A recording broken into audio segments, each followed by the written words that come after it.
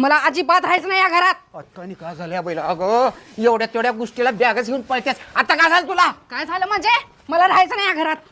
तुमचं लक्ष आहे का माझ्याकडे? अगं लक्ष तुझ्याकडेच आहे आणि दुसरी कोणीकडे आहे? लग्नाच्या आधी तर म्हणलेला मी तुला लई भारी ठेवतो राणी सारखं, आणि आता काय झालं? एवढ्या एवढ्या गोष्टीला किच किच किच किच करत राहता. मला नाही राहायचं या घरात. अगं ऐक ऐक ओ पळा लवकर, आपल्या शेजारणीची तिच्या नवऱ्याची भांडणं पेटलेत, या लवकर. सुखाचा संसार आहे.